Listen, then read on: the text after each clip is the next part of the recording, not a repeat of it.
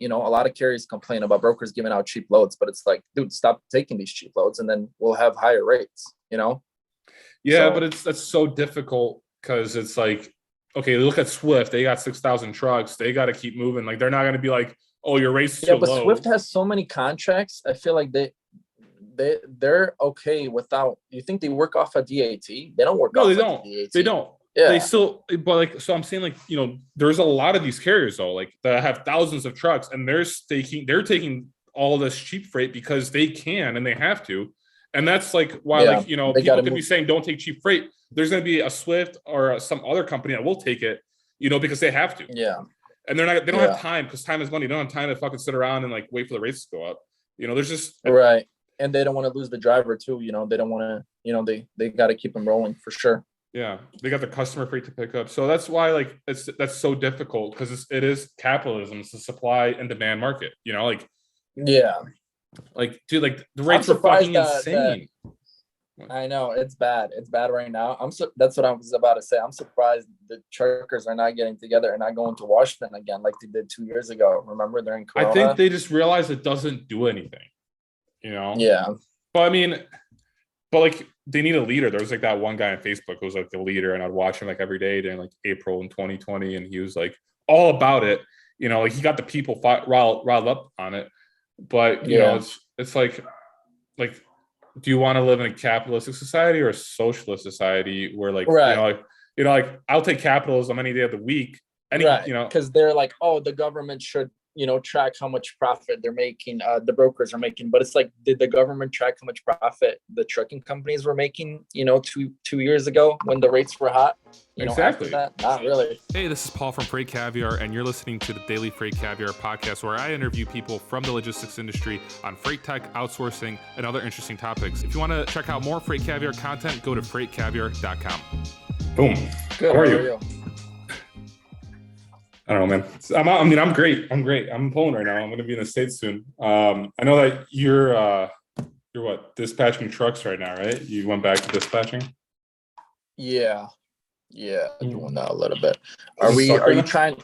What's up? Yeah, go for it. Are you like trying to jump into the interview right now, or what do you want to talk about? Because honestly, so here's the thing. I like started doing this. I just started doing this a couple days ago. I got a copywriter.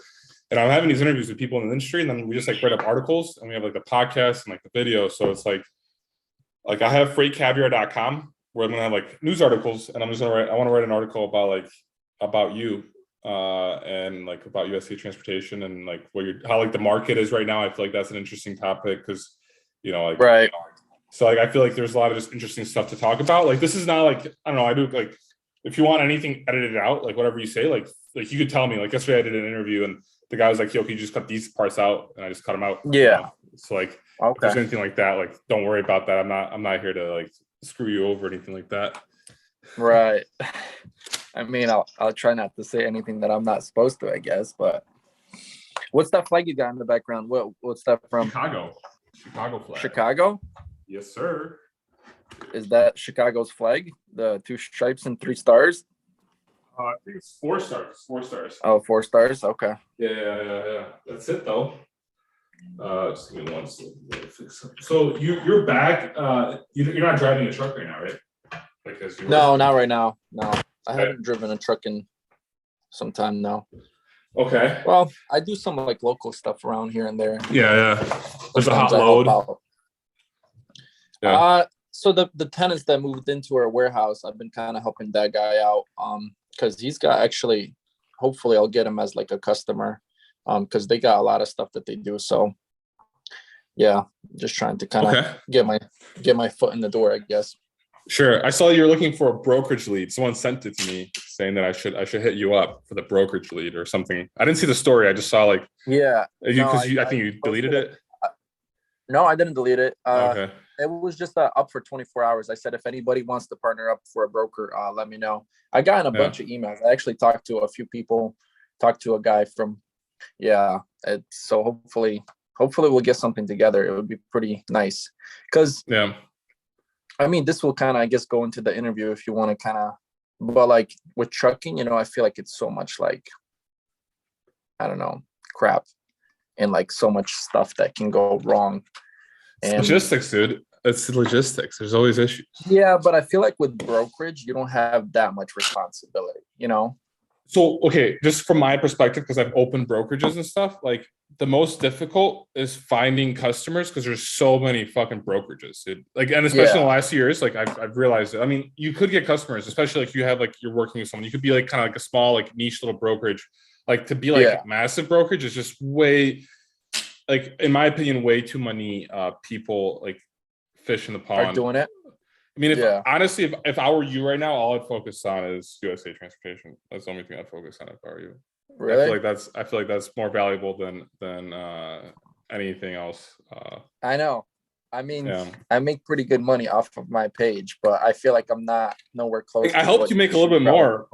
I helped you make a little bit. I raised your prices. Remember when you raised your prices? Because I told you like you should raise the prices, and I got you Truck Smarter too. The Truck Smarter. That was my lead right there. I've definitely done a few memes for them and stuff, few posts for them. They're cool guys. I haven't done this week. I think I've done one last week, but yeah. So check out FreightCaviar.com if you want to take a look at it. Is it a page like a? I'm almost done with the website. I'm like almost done with it. It's gonna be daily content. Yeah. It's gonna be that's like what I'm going into, just media.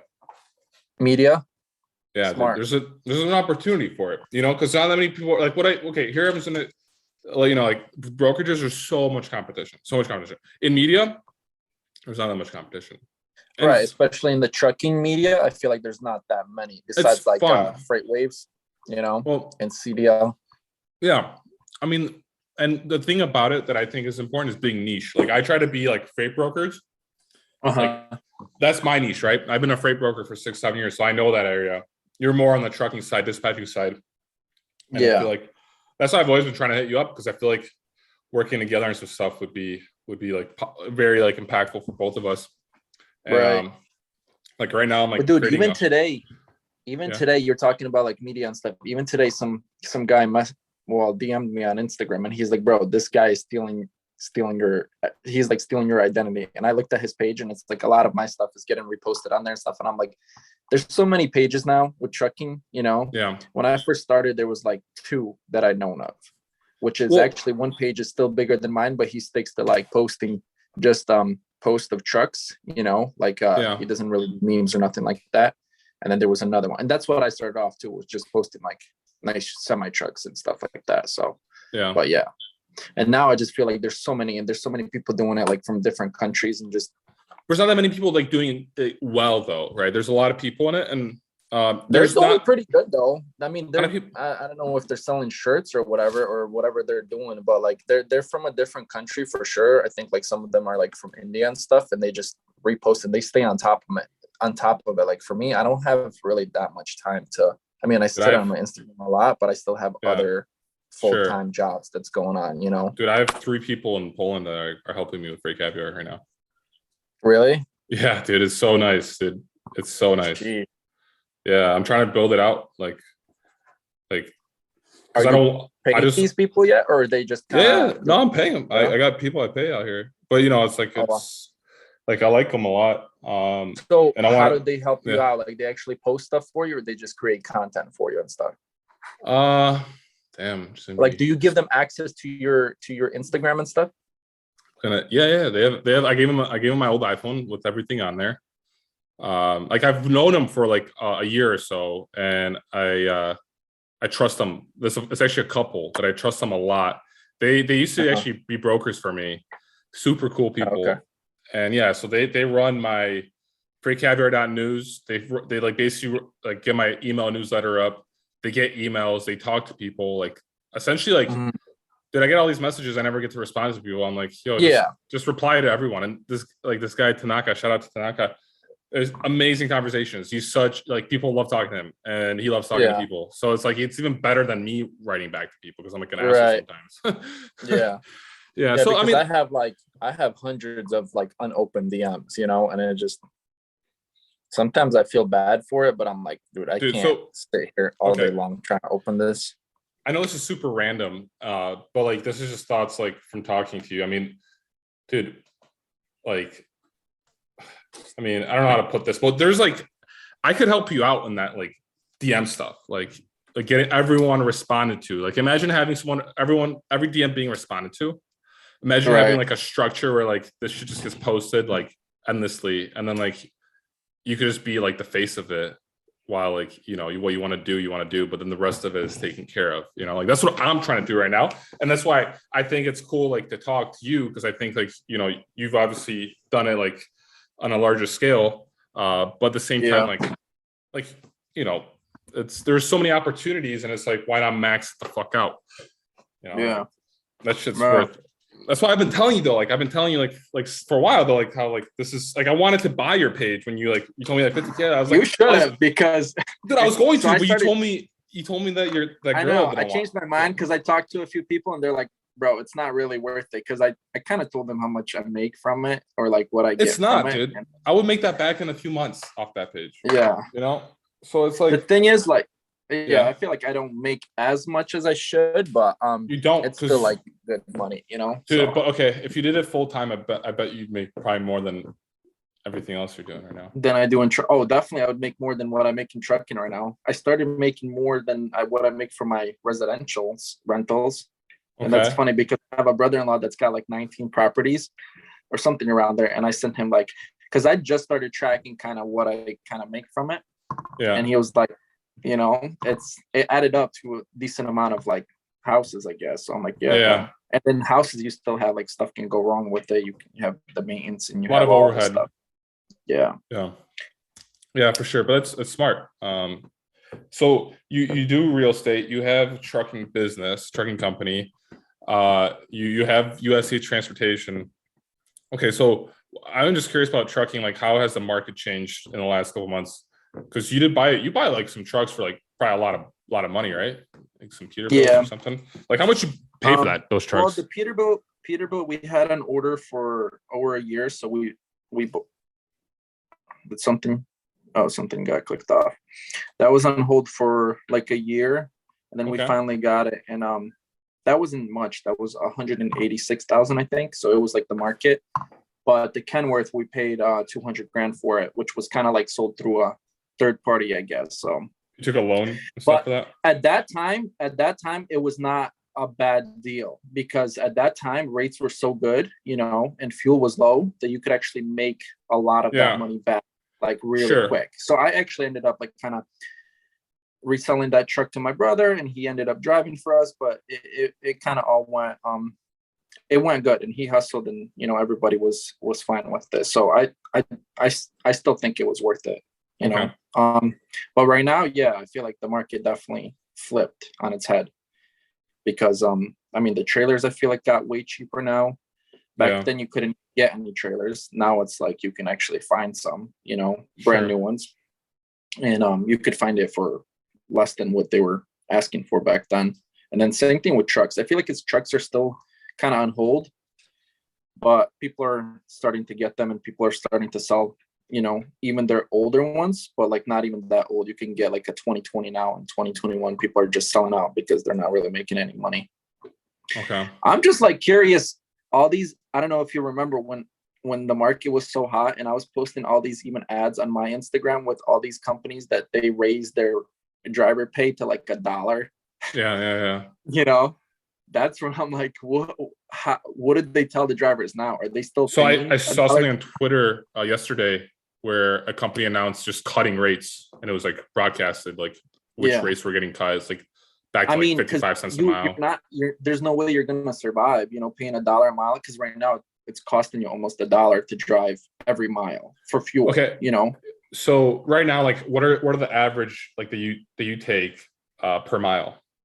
What do you usually like get out of the market? Because I saw you posted it depends. A photo. Honestly, well, you're asking for $4 a mile. Sorry for interrupting, but you posted a photo that went viral that you're asking for $4 a mile. And what are you getting right now, and how are you making any money? I don't know. I would have to ask my accountant for that. But no, I feel like It depends which, what area you're in and what trucks you're in. Cause sometimes, how like the backhaul works, or you get a good load going there and then coming back, you take something cheaper. A lot of people don't understand that. I posted that I need $4 a mile rates, and somebody commented like, oh, you're taking something less than that. And then somebody commented, I've done, these loads every single day for $6 a mile. And then he posted, it was like 80-mile runs. And I'm like, what driver is going to want to drive 80 miles, a day when he's getting paid per mile? Like that. Totally. No. Those short runs, 80 miles should be going for like $1,000. Yeah. But no, they don't even go for that. Those 80 miles, like people will still try to pay $500 or something like that. And people will still grab it and think, oh, I'm doing good because I grabbed, I'm driving for $5-6 a mile. But it's like, if you add the insurance in, if you add all the overhead costs in, it's not really worth to start your truck for $500 a day, honestly. What is an overall overhead cost at the moment? So you said fuels are at around $1 a mile. Then you get include insurance, driver pay. What does it come out to? Like on like average? I don't know off the top of my head. I haven't done that. I should do that. Honestly, it's not a bad idea. But numbers are so important. You have the insurance, you have the permits you got to pull. I guess the registration is once a year, permits are once a year. But then like the IFTA, I don't know, stuff like that. Like sitting in the office, you got lights to pay for. DAT, I just got DAT, and that was like $200 a month. First I got the cheaper version of it, and it was just like not live, and I'm like, what the heck is this crap? So then I had to call them and upgrade it. Got like a better one, and that's like $200 a month. So I feel like everything adds on. What was that? Do you use a TMS? Yeah, we use Pro Transport. It's through RTS. Got it. Okay. Oh, and that's another, couple $100 a month. How much does RTS take? So I have a friend there, I guess. He hooked me up. I think they wanted $300 a month, but we're paying $125. You just pay them flat fee. Wait, for the TMS or for the factoring fee? Oh, for TMS we pay $125, and then factoring, I think we just got lower to 1.5% or 2%. Honestly, I don't know these numbers off the top of my head, so don't because I got a lot of numbers that flow through my head each day. So it's kind of yeah. But you're making like a good living right now. Well, depends from what, I wouldn't say like a good living, but I can't complain. I thank God for what I have for sure. So I don't know. I feel you. What is the goal? I mean,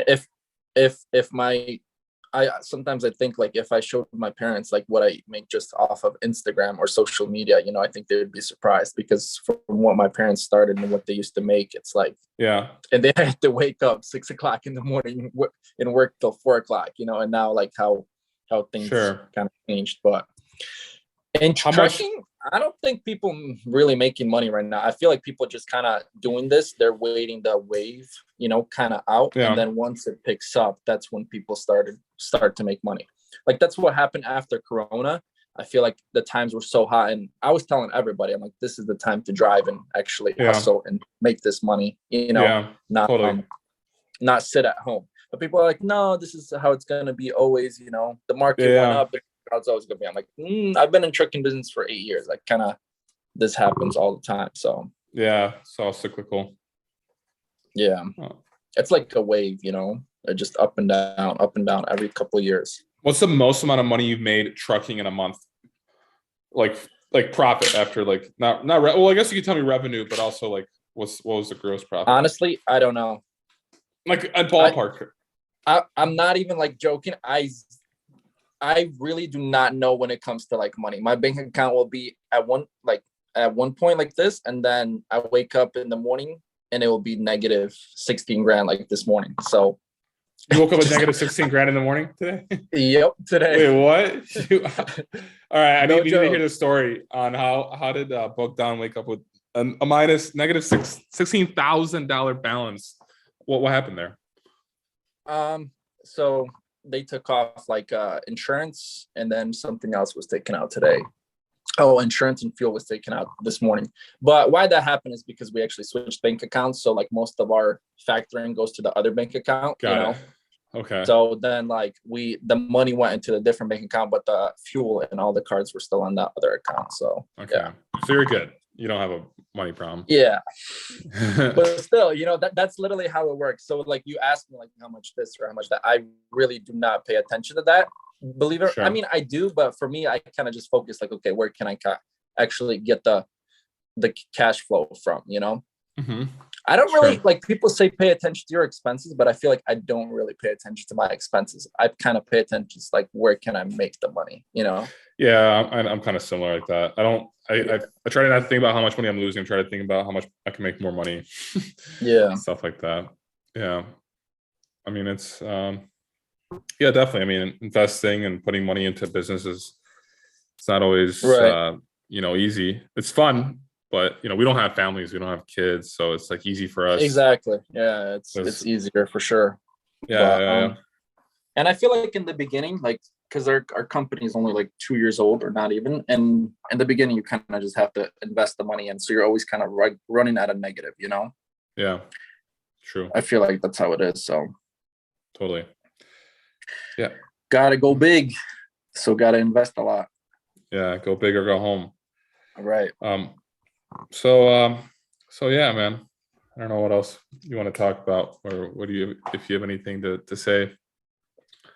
I mean, we wanted to talk kind of, I guess, about owner operators and company drivers and this and that. And yeah, I don't know. I think owner operators are still okay if their truck is okay. If their truck is not like a piece of crap or doesn't break down, because they don't have that much expenses. Say you could lease, if you lease onto a good company, they're charging you 10%, and then you're still making decent money. You don't have a driver pay. You could take shorter runs. You could go home on the weekends. You said lease a truck, right? Lease a truck. You're saying lease, like a lease program, like by leasing a truck through a company? Say if an owner operator had he could have a lease truck, but I wouldn't lease a truck from the same company that you're going to drive under, because that's how a lot of owner operators, I feel like, get screwed. Yeah, they get the rates cut. Company. Yeah, not that, but like they sign a contract, they put some money down, they sign a contract for 2 years, and they kind of got nowhere else to go. So sure, I think if you're going to do that, just buy your own truck and then lease onto a company, I don't know. But yeah, I don't know. We'll see what happens. I think it'll go up eventually, but I think this is kind of a good thing, because it'll pull a lot of people out that don't know what they were doing in it. The people that were just buying $250,000 trucks, $100,000 trailers. Yeah. And just kind of investing. Like, I know even like there were some, not rappers, I think there was rappers that invested in trucking. Lil Durk has. Lil Durk, yeah. Lil Durk, yeah. He's got a trucking company out of Chicago. I've heard some other ones too, like, I just invest money and they do this. Nah, you kind of have to be in this business in order to know what's going on. You can invest in it when the market is high. When the market is high, you can invest in, put a driver on it or whatever and still make decent money. But when the market dries up, you got to kind of have your hands on it. Yeah, no, I mean, it's like that because there's a lot of overhead and there's a lot of stuff that happens on a day-to-day basis. So I'm closing down the restaurant that I had here because it just wasn't making sense to open. Oh, wow. But yeah, so it just like, dude, I wasn't in it. I wasn't like, paying attention to it. Just like I would have to be in it every day for it to make sense. And there wouldn't be enough like ways to make money compared to like, and the trucking, you have to be in it. It's like a 24-hour job. Honestly, it's worse than anything. I feel like yesterday I booked a load, and 5:00 I get a email that the load is canceled, and then I'm trying to recover this truck, and it's 5:00. There's like nothing shipping after that, Then I have to lay my driver over, wait till the next day. Then I actually had another load lined up to go with it, and I had to cancel that. And then in the morning, this guy's like, "Okay, I'm putting you on like we're not gonna use, like, we can't use you in our, with our brokerage because I had to cancel the load." And it's like, it wasn't even my fault. But like, it was Bedrock. Bedrock, okay. The guy was cool, and I was like, I really apologetic to him, but he's like, yeah, still, I don't know if he lost a customer or not. It was just a partial load, but it just sucked that happened. So, Yeah. yeah. Luckily, it's not a big I don't know, brokerage. stuff like that. You always have to be like 24 in it. With other stuff, I feel like it's not that much of a headache. Like if you have like rentals or social media, you kind of get on it, do whatever you want, and then get off. Imagine if you just had like 2 or 3 people like in Ukraine or in Poland just like running it. Yeah. Like I know you it would not be a bad idea, because like I don't even know how to make like really nice flyers. All these flyers that I post for other people, like hiring drivers or this and that. I don't even know. It's really easy. It's Canva. Canva.com is the easiest thing in the world. Have you ever used Canva before? No, I don't think so. You can make an account on Canva.com. It's so fucking easy to do. And you can have fun with it, Oh wow. Yeah. I'll have to do that. But sometimes I feel like those don't really work as well as like actual memes, like I feel like we were talking about Truck Smarter or whatever. I feel like I actually create the memes for them, and more people go on that than actually following flyers. So totally. I work for this company in LA, and I gotta just do one thing real quick. But yeah, I mean, sure, dude, I'm just wondering, what are your 3 favorite brokerages that you work with?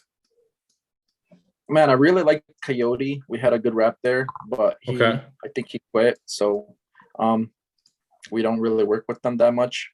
Okay. But I still would say that one of my favorites, C.H. Robinson, is good.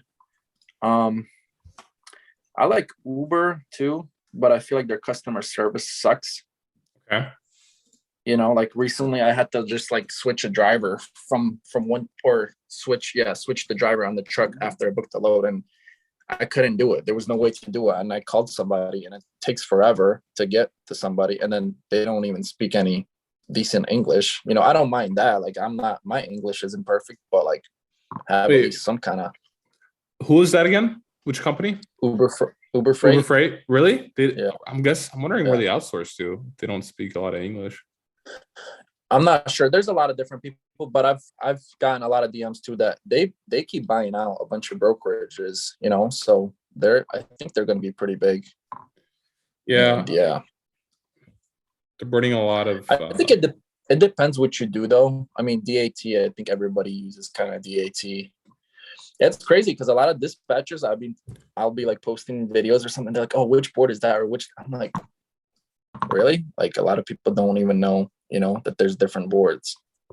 Dude, yeah. I get a lot of DMs like asking like what kind of load boards I use. I'm like, dude, honestly, I don't use any. Well, it's different for carriers, I guess, just because you guys have like you're trying to, especially in like a market like now, it's difficult for you guys. So you're looking at it many places. Whereas brokers just, I mean, at least especially if you don't have like your own system made, brokers just like I just always use that. It's the only thing I used. Yeah. No, and I think most people sit on that or truck stop, but I feel like a lot of the loads, like these bigger brokerages, they don't post loads on that. First they post it on their board, and then if they don't get it covered, then they'll post it on DAT. So sure. But DAT needs to get their crap together too, I feel like. Like all these brokers that are trying to be scammers and trying to, like, I don't know if you've seen the video I posted about that guy, Mike from Suntech. Oh, Suntech? I don't think I saw something about Suntech. I saw the other thing that like the company that you said was like trying to scam you, like take all your info. Yeah, that too. That was like a red flag right there. But I get it. There's so many different brokers, and it's kind of like hard for them to weave, anybody out. It's not that hard. I think that some brokers just like don't really. They just try to blind eye. Like let's say, for example, like large brokerages that have like a fuck ton of employees, customers, and all that stuff. Like for them, it's all about volume, and it's like, okay, I could give it to this double broker. Maybe he'll cover it. And then like if it's a good double broker, if this guy is picking up on time, whatever, we're gonna turn out like a blind. We're not gonna even like look at it. Whatever, we're just gonna pay him and move on. Oh, there's a lot of shady stuff and a lot of gray areas in this industry for sure. And it's not only in the brokerage side. There's a lot of shady stuff that happens in the carrier side, like a lot. I think. I mean, okay, so what brokers do? They lie. Brokers lie. But what dispatchers do, they lie, and they also forge documents. They also cut seals. They also double broker loads. I mean, it's both shady, and like it's funny because both trash talk each other, but at the same time, it's like both of you are fucking doing like shady shit, and I don't know. But there's some great brokerages and there's some great and there's some great carriers, exactly, and there's some like you can't really put everybody into that basket. Totally. I know a lot of like carriers be like, oh, brokers are screwing us, this and that. Well, this is what the market is. This is what supply and demand means. There's some crappy ones out there that will flip out on you and swear at you for no reason, like that thing that I posted. This guy just called about a load and he's like, why are you calling here if you're not gonna take this load? It's like, you calling a load to get more details to figure it out. What's your problem, dude? Well, that Mike at Suntech is like infamous because Furman like blasted him a few months ago. Where like remember that where people were sending him dildos. I didn't know it was the same guy, but then after I posted it, I realized that a lot of people hit me up. It's like, oh, that's the same guy. So I got so many about that guy, and it's like, dude, he's just a scammer. Somebody gotta take him. Dude, I got a guy fired out of transportation. I got a guy fired. Go work at McDonald's or something and get his temper out there, dude. That stuff should be posted on LinkedIn, but like I'm kind of like worried of like I'm worried that some like companies gonna go after me eventually. I posted something last week, dude. Where it was like it basically showed the carrier rate and the customer rate and the brokerage and the customer. Like someone sent me a screenshot of it and I posted it. Dude, I got a phone call from this brokerage and this guy's like, dude, like the owners are so pissed right now. And they're like, really? Dude, can you please just delete it? Like delete it. I'm like, all right, I'll delete it. Whatever. Like I'm not like honestly was kind of stupid enough to post it. I should have thought about it beforehand too. Because like shit, like that's not good. And like I feel like you kind of take way more risk on some stuff. I know a lot of things, but I don't say a lot of things because for me, I feel like I don't really want to get into like the gray areas because I feel like it happens in every business. So I don't know. But it's like, well, for me, okay, first of all, I would say that one, like, I think talking about it and exposing people is going to lead to better industry, even though it's a little bit scary. Like people that like are afraid of being exposed won't be as shady. So like in one way, I'm like, all right, maybe I could help the industry be a little bit better. Cause like, dude, like if someone's like, fuck, FreightCaviar is going to expose this if we do something shady and we get caught, like maybe they won't do it. That's one thing. Right. Second thing is like, dude, it does stir up attention. So like I look like a Jake Paul, right? And I'm like, this guy just pissing off everyone left and right. But everyone's like fucking watching him. So I'm like, I'm going to utilize it, like, especially since like, I've kind of like, I'm being more conservative now, being more like realistic, but I mean, not realistic, but just like, careful of what I do, especially from stuff like that phone call. I was thinking about it, I'm like, damn, I shouldn't be thinking about this. I shouldn't be posting this kind of shit. I could post it without actually exposing any company, right? So but you did that with that one company. Because if they're making a profit of it, I don't know if that's my phone or your phone. Is that mine? That's your phone. You're probably getting a phone call or something, I don't know. If they're making a profit from it, that's not really like if a carrier agreed to take that load, that's not really the broker's fault. A lot of carriers complain about brokers giving out cheap loads, but it's like, dude, stop taking these cheap loads and then we'll have higher rates, But that's so difficult because it's like, okay, look at Swift. They got 6,000 trucks. They got to keep moving. Like they're not going to be like, oh, your rate's so low. Swift has so many contracts. I feel like they're okay without. You think they work off a DAT? They don't work. No, they don't. They don't. They still, but like, so I'm saying like, there's a lot of these carriers though, like that have thousands of trucks, and they're taking all this cheap freight because they can and they have to, and that's like why people could be saying don't take cheap freight. There's going to be a Swift or some other company that will take it, because they have to. And they don't have time because time is money. They don't have time to fucking sit around and like wait for the rates to go up. There's just right. And they don't want to lose the driver too. They don't want to, they got to keep them rolling for sure. Yeah. They got the customer freight to pick up. So that's why like, that's so difficult because it is capitalism. It's a supply and demand market, like, like, dude, like the rates are fucking insane. I know it's bad. It's bad right now. That's what I was about to say. I'm surprised the truckers are not getting together and not going to Washington again like they did 2 years ago. Remember during Corona? I think they just realized it doesn't do anything. you know? Yeah. But I mean, like they need a leader. There was like that one guy on Facebook who was like the leader, and I'd watch him like every day during like April in 2020, and he was like all about it. You know, like he got the people riled up on it. But you know, it's like, do you want to live in a capitalistic society or a socialist society where like like I'll take capitalism any day of the week. Because they're like, oh, the government should track how much profit they're making, the brokers are making. But it's like, did the government track how much profit the trucking companies were making 2 years ago when the rates were hot? Exactly. After that, not really. Nobody complained then. Let's make the business environment better. Let's make the opportunities for making money more, but like what we less need to restrictions, make better is the shippers and receivers making better things for drivers. When the drivers show up, like bathrooms, clean areas, all that crap. Yeah. But also the drivers got to do their part and not like, crap everywhere and throw their crap everywhere and just be nasty. Sure. Dude, yeah, I don't know. Bogdan, I'm so sorry, man. I got a meeting right now because I do work for this company. I got to hop onto this meeting. I appreciate your time, though. I'm gonna get this put out, and hopefully we can connect again. Let me know sometime before soon. you put it out if you're gonna cut some stuff out, or are you just gonna post this whole thing, or do you have anything you want to cut out? I'll cut out something if you want something cut out. I don't know. I'm gonna this is my podcast. No. Like I'm gonna write more. Like the articles are more important. I could show you the article. Okay. Yeah. Let me know. Okay. All right, man. It was nice talking to you. See you, bye. Bye. Thanks for tuning in to the Daily Freight Caviar Podcast. If you enjoyed the podcast, or if you didn't, leave a review. Let me know what you think. I appreciate any feedback. If you'd like to have more Freight Caviar content, go to FreightCaviar.com and subscribe to my email newsletter.